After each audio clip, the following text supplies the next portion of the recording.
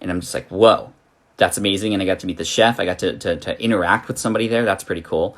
And then when I leave the restaurant, I get a text message that says like, hey, Pat, just thank you so much for your patronage. I look forward to seeing you in again. Here's a coupon the next time you come in to make sure you get an appetizer for free, right? And that's pretty cool too, right? And I love what Ms. Mean says. People love when you anticipate their needs and you get it right. Indeed. And you know what else is also a grade A experience? Is if something goes wrong and you go above and beyond to make sure that that person understands that you understand what they're going through. Empathy, yo. Empathy is the key to grade A customer service experience. And that's the last lesson I'm going to offer for you here. Empathy. What's it like for that person to go through what they're going through?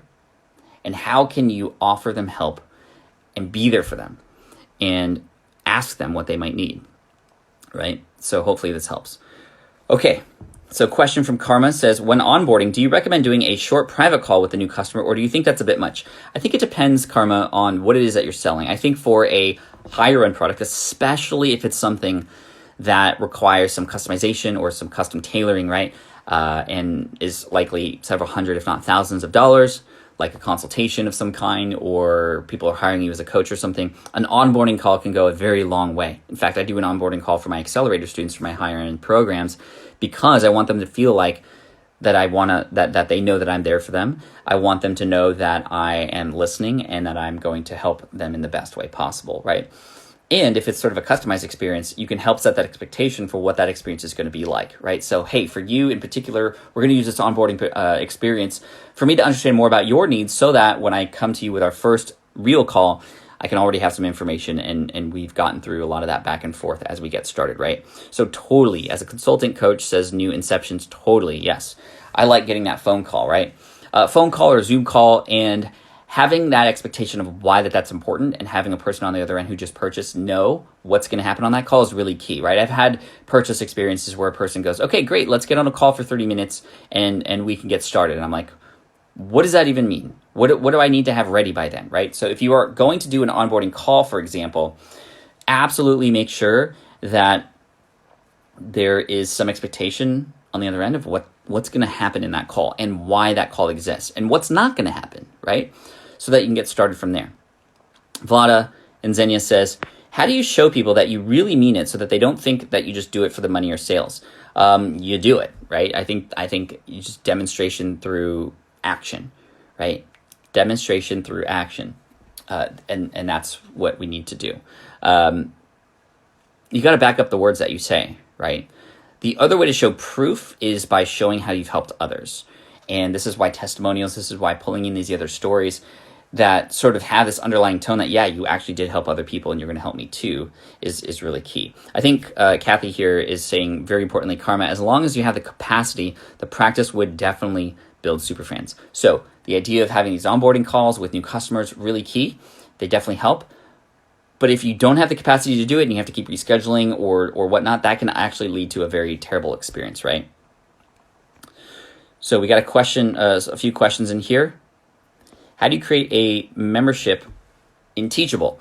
Well, you can create a recurring membership payment in Teachable, and you can use Teachable as the content basis for where to actually include information, but the community or forum element is not included in Teachable. Teachable actually, in fact, integrates really well with Circle. Circle.so is a platform, or you can have a community on Facebook groups. I've had communities on Facebook groups that sort of sit on top of my courses, and that's where people interact and get help and questions and whatnot.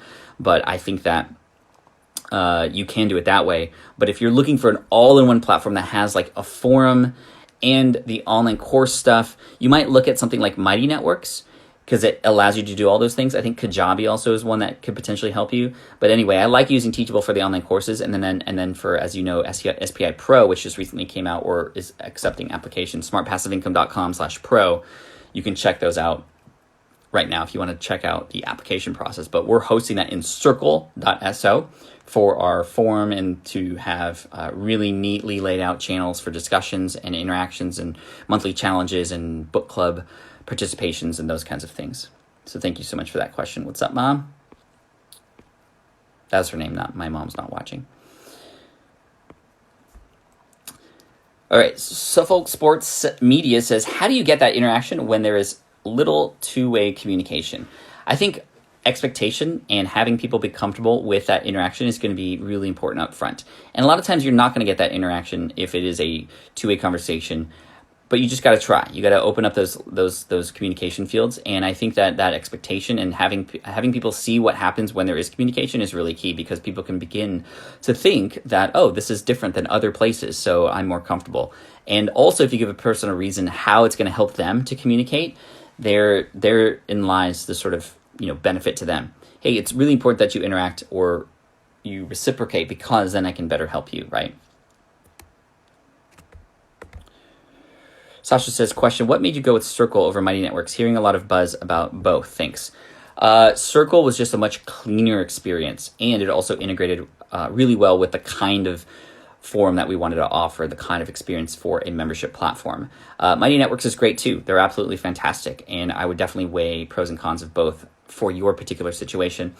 But I've fallen in love with Circle so much, and in fact, their previous employees at Teachable who branched out and just went all in on this, the way that they've progressed, the way that they've rolled out their platform, I'm really excited about, and the way that they listen to us. In fact, myself and my CFO and COO, Matt Gartland, we are both now advisors for the company, which is pretty cool.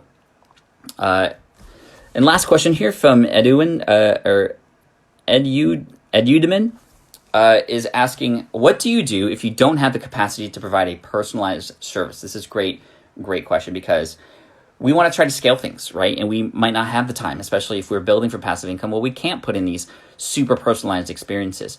I would still put in an opportunity for maybe even just an hour every Friday to interact with people in a more personalized space, just so you have some capacity and container and space to do that. However, if you don't have that capability, you better make sure that you understand who your target audience is and what they need help with, because that feels personalized. When you understand the language that they use and what they might need help with, and you have this empathy, that feels personalized, right? That feels personalized. So, hey chat, we're here at the top of the hour. Thank you so much. I apologize for the issues on YouTube and the internet that's been cutting out. Hopefully it will be better in 20 minutes when I'm going to be live on television in Texas. But anyway, thank you so much, Team Flynn. I appreciate you. I'm still going to count this as day 103 of the income stream, although it's not going to be live on YouTube later. But anyway, thank you so much. I appreciate you. And how did I get the question? How did I get the idea for Smart Passive Income? It was a combination of me starting my business in the architecture space, having been influenced by Tim Ferriss in the 4-Hour Workweek, and building those experiences of having the ability for me to serve people and build products and services that help people even without me having to exchange real time for that.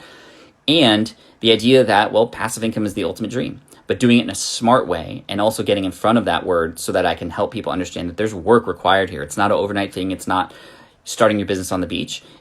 That's your end goal. That's where you end up after a lot of hard work and active situations first. So I think it's Good Morning Texas, whatever channel that is, Margarita, Texas.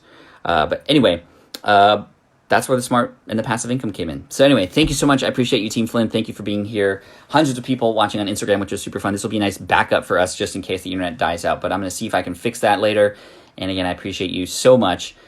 Team Flynn for the win. Take care. Make sure to come in tomorrow. Tomorrow I'm starting a little early on YouTube, hopefully. We'll see. 7:30 a.m.